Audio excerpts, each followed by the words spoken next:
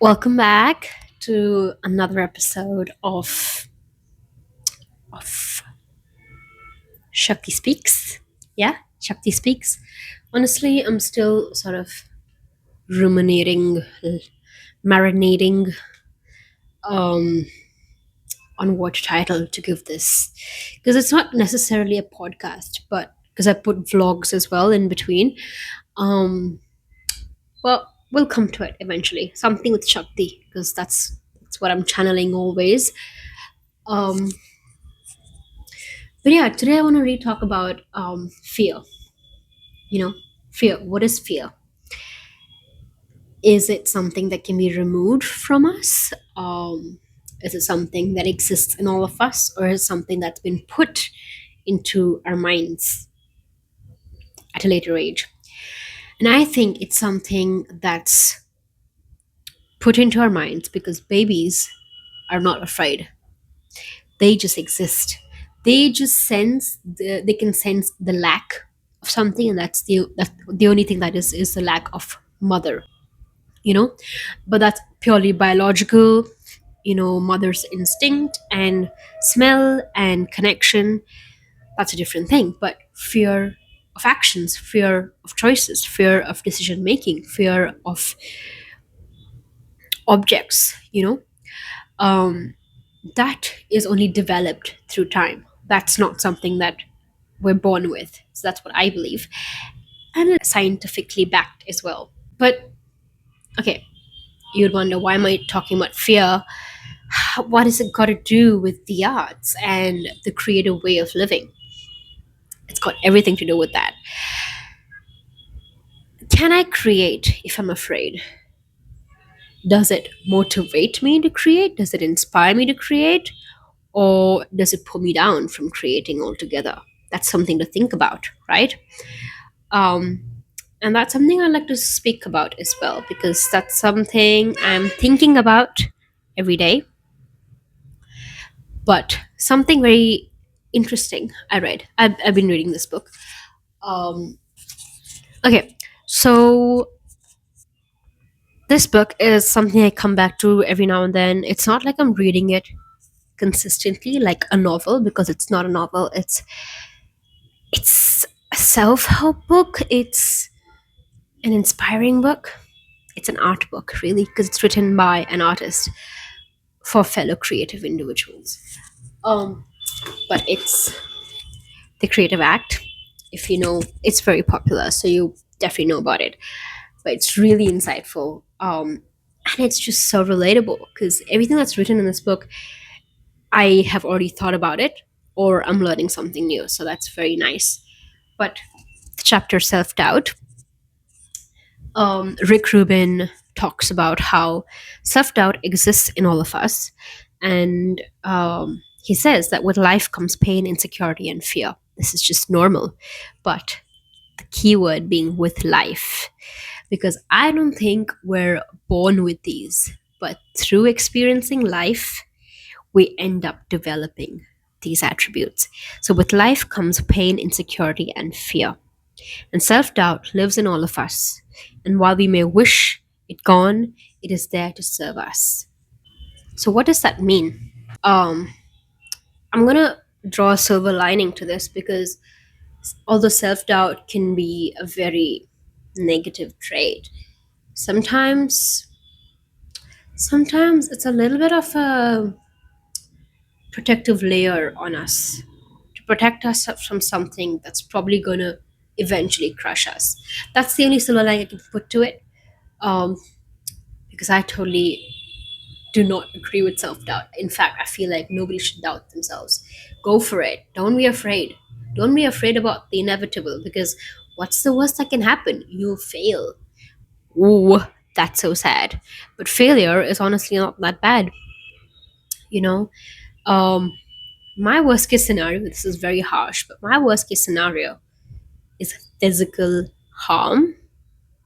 That's it. Point blank. Physical harm. Not even emotional harm. Because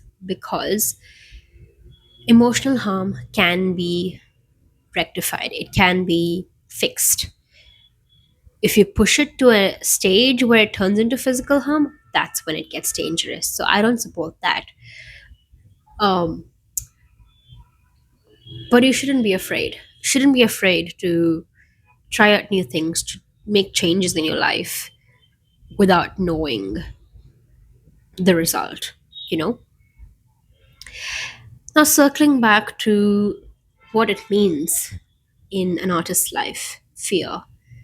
What fear does is it stops you from broadening your horizon. It stops you from thinking about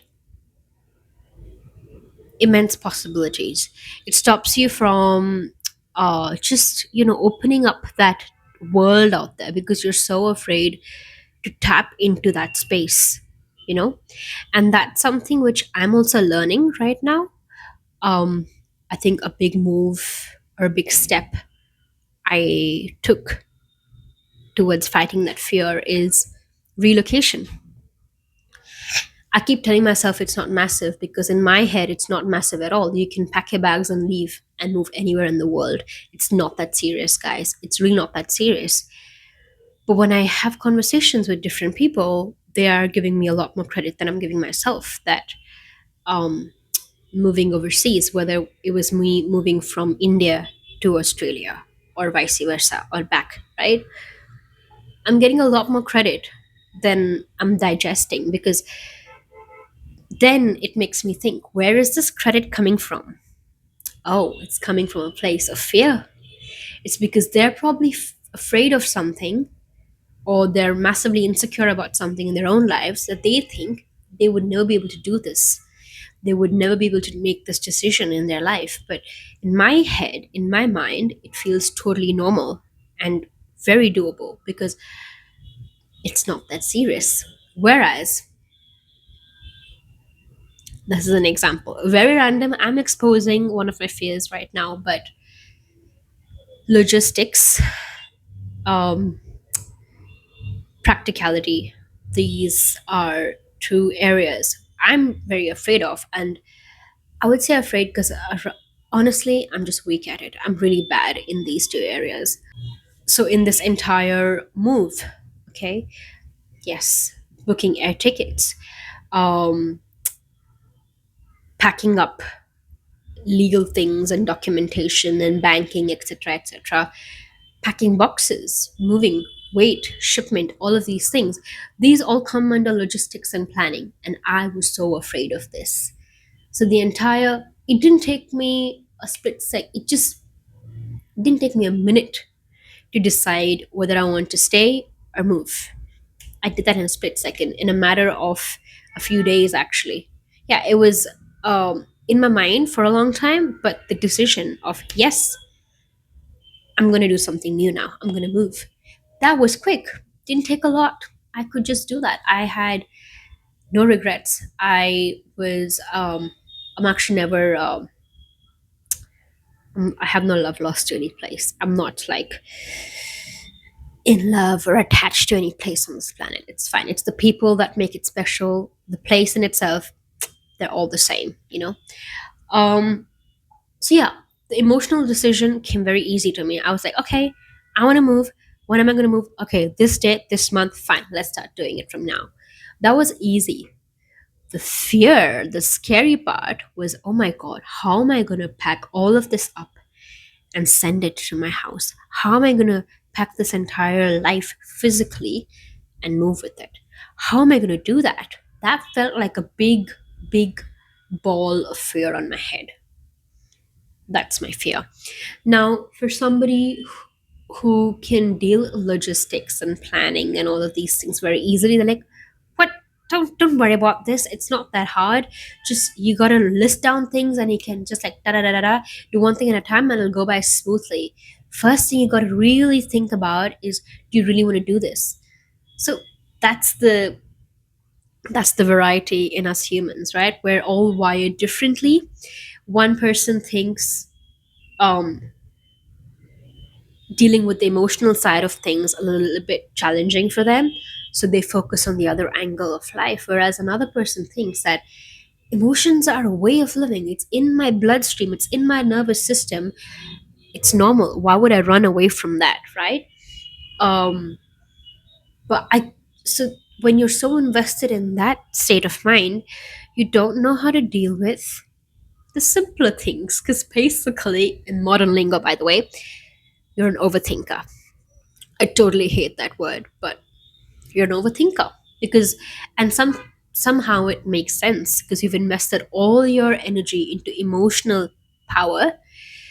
The simple things seem so complicated, you know. But circling back to fear, and I had to challenge myself, and I was like, no, I'm not gonna let this stop me making from going ahead with the decision. I had already made it. It was done. I had made it. But how are you going to go through with it is through the physical, logistical planning side, right? So I did everything. I packed my boxes. Through this process, I learned a new thing, and that is also fear of uh, fear of letting go. I don't think I ever really had that strongly. But you got like 1%, 10% of it. I think everybody has that a little bit. You don't want to let go of things, items, people, places, connections. You don't want to let go of these things, right? Fear of letting go. I was thinking about that, and for me, I had to start with items. Okay, let's put this one here.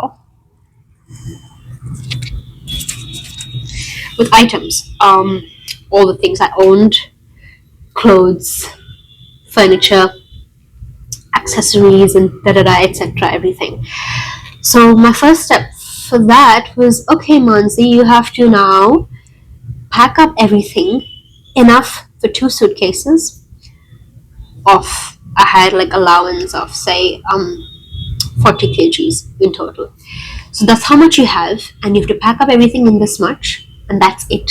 You can't be adding more stuff because you can't afford to keep buying more luggage. Also, okay, fine. Hypothetically, I bought more luggage. Where am I going to put it?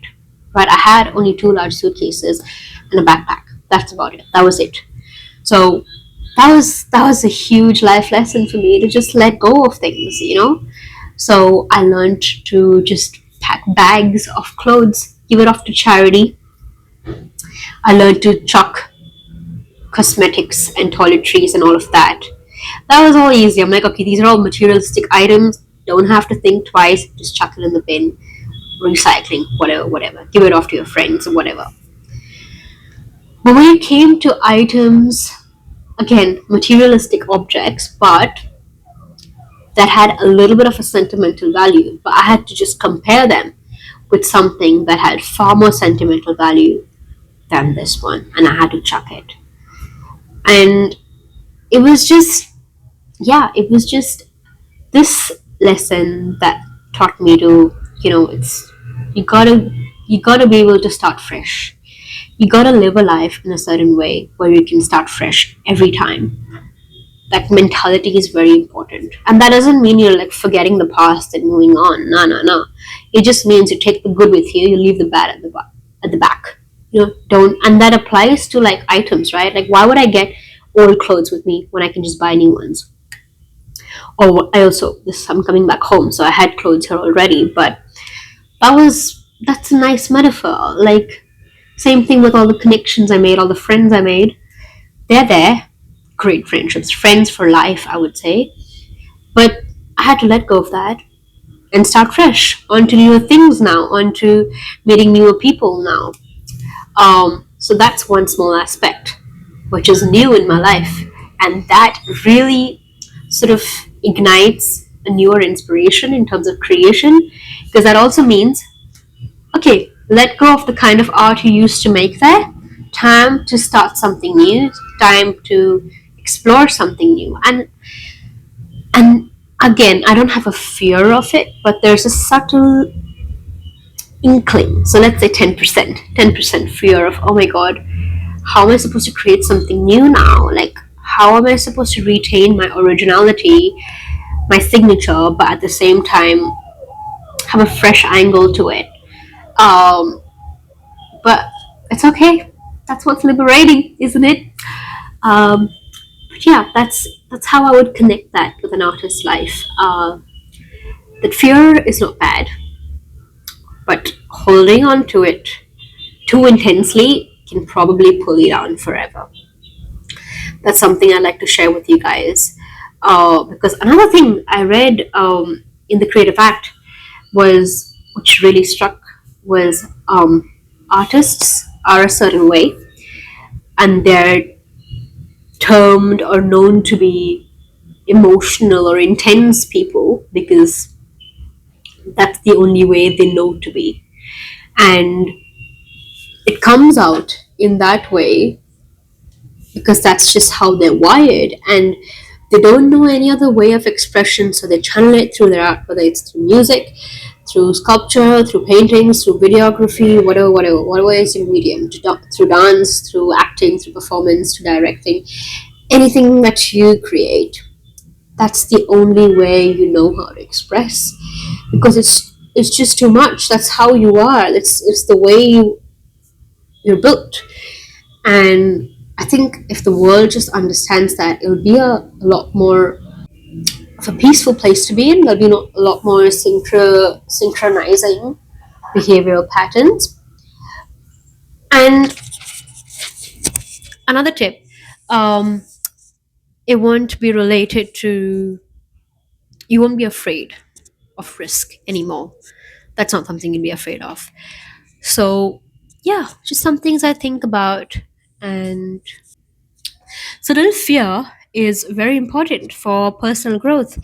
And my example, coming back to my example, a perfect life where nobody questions your dressing. Nobody is, okay, when I say question, it's not like people here question me on the street, but there's a certain gaze shift you can see. It's very visible, it's very non-verbal in the culture here, and I get it. I get there's a line and you're not supposed to cross it, and at times the line could be crossed here, which is why a lot of people have problems with the Indian way. But I'm obviously talking about the general way of being, not somebody who's got a perverted gaze, not the perverted gaze, just a normal lay person's gaze. And it's curious. It's a curious gaze. It's sometimes it's questioning because it could potentially offend their culture, and that's okay. So I lived in a place where the gaze was very neutral. In fact, it was very robotic in the sense that whether I wore a bikini or I wore um, just joggers and a sweatshirt, or I wore a sari, I never got, nobody batted an eyelid. Nobody tilted their head a certain way. It was like you're just walking. You're walking like you haven't acknowledged that there's a person who's dressed differently on the street. Very rarely did I actually get acknowledged and noticed, and I felt good. I felt alive then because I felt like, thank God somebody is looking. And again, this is not coming from a place of attention, it's just coming from a place of acknowledgement. I'm a human being, I'm a woman, I'm an artist, I'm a person, and I want to be acknowledged. I don't think it's bad or incorrect to want to feel acknowledged, right? Because, okay, at the end of the day, yes, you dress for yourself and you are a certain way for yourself, but you are a social person. We're all social beings, so you want to be acknowledged. Anyways, coming to the point, um, so that society, it gave me the freedom to express um, without judgment. It gave me the freedom to be who I am without judgment, and I'm so grateful for that. But over time, it also made me realize what I wanted, and that is, I wanted a little bit of fear in my life. I felt like I was too fearless there, way too fearless, and sometimes too much fearlessness doesn't give, doesn't push you to do things. It also brings you back to the point of it's kind of interconnected with the privileged issue. People who have um, a challenge and pressures in life because they come from privileged upbringings, you know? Me too. I too come from a privileged upbringing, so that kind of correlates. It correlates with that there's no pressure of having to provide a basic living. There's no pressure to provide funds. There's no pressure to provide um, funds for a family back home. Like, you're not supporting anybody. You're just working and creating a career and creating a life for yourself. Same thing happened to me. I didn't have that. And I didn't have that heavy pressure, along with which I was in a place that didn't question who I am, right? So basically, there was no element of fear in my life, no element of physical fear in my life. Okay. And yes, there were emotional fears, which I'm also learning to deal with, um, which is why I create art. That's the only way I can deal with those fears, express them through art. But that's when the emotional fears took over me because I didn't have a physical fear to deal with. And that is the most toxic place you can be in.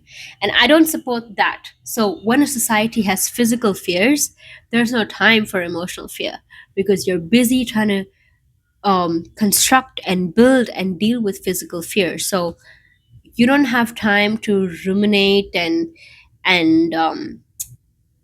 get bogged down and overthink emotional fears. And I think that's healthy. Somehow, I think that's healthy because I went through a time where I didn't have a physical fear. So I was like, okay, none of these things are bothering me. I wear a sari and walk down the street. No one's batting an eyelid.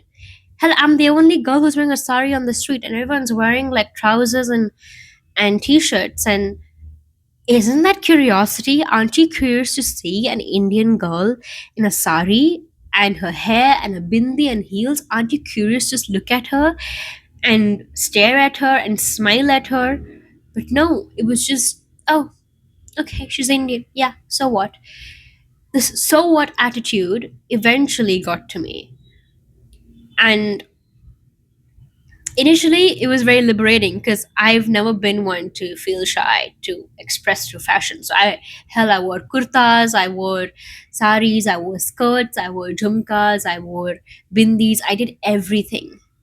But through time, when I saw that, yes, I love expressing and wearing these things, but it's not really bringing that the joy and color in my life because the world around me seems to become very monotonous and robotic. And there's no acknowledgement. So it started feeling a little bit boring and a little bit um like why am I even doing this? No one seems to care, honestly. No one seems to care at all. So that became very complacent. So or when I became very complacent with life itself, so emotional things started affecting me a lot more deeper, which I think is also a plus point because I can create from that space, but physically and for your body, it's very unhealthy. It's unhealthy to keep things in your body. And yeah, and that's a story time for another episode where I talk about how fear uh, and stress is stored in your body and it comes out in different ways. But that's why moving here feels like like a push, and it's a beauty push. It's not a scary push. Like, it's not a push off a cliff because I'm afraid of heights as well. But it's like a push into a swimming pool. You know, it's a nudge into the pool. A 4 foot pool, by the way, not a 10 foot pool. So Chunk is gonna drown in 4 foot of water. Um, a 3 foot pool for somebody who's still afraid of drowning. But it's like a push into a pool of water. You just have to learn to like flap your hands and legs and you're good to go. Worst case scenario, you put your legs down and you stand and you can still breathe. But the feeling of, flapping your legs and moving your arms and those tricks, oh, that is so freeing. It's so exhilarating. It feels fun. You feel like you've achieved something. And that's what I want to feel again. I want to feel like I've achieved something and I'm aware of different circumstances and different angles, and irrespective of what my opinion is or where I am, I could still get it out.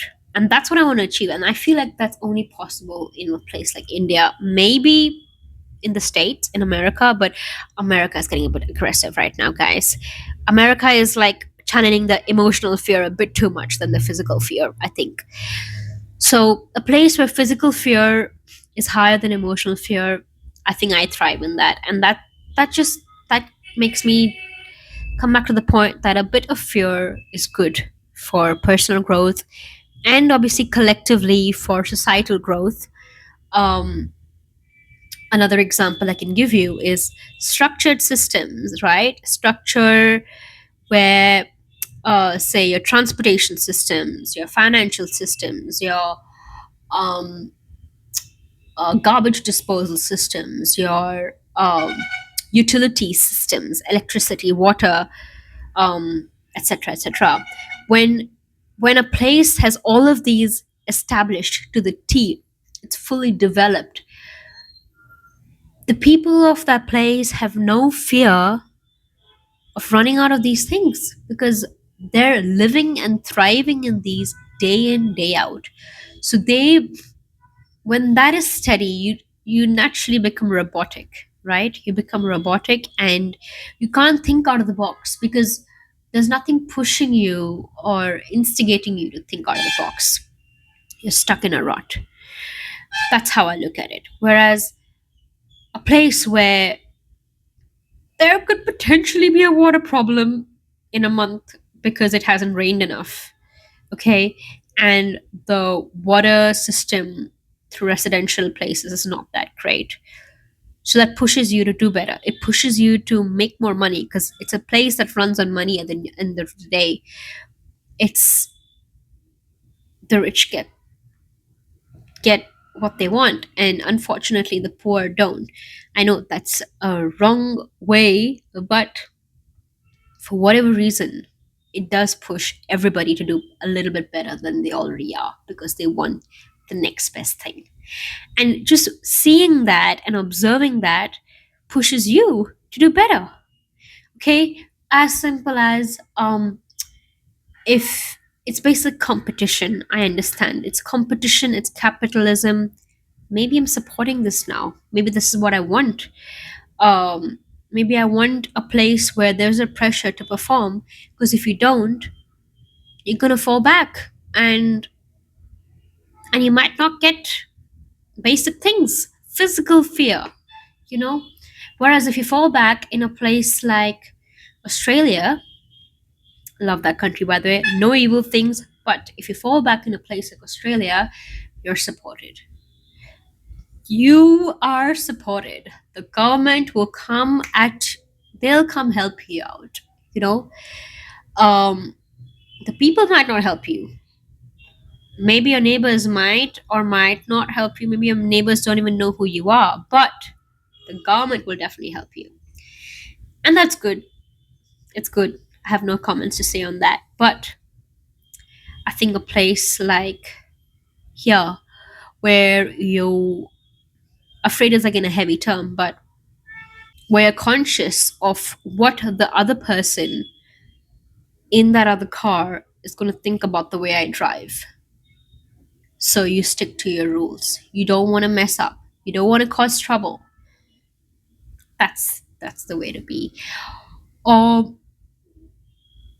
when it comes to business, right? When I'm creating now, if I'm conscious about, wait, is this good enough? Are they going to approve of it? Is this meeting the standards? That pushes me 10 times more to perform. Okay? And it's not like I didn't do that there. I always put my heart and soul into everything I do. I guess that's just the way I was raised and the way I am. But there is an underlying pressure and fear, I would say, that's here, which I'm not even looking at it as a bad way. Hell, it's a beautiful thing. That's why I decided to move back. That's why I want to do business in this economy.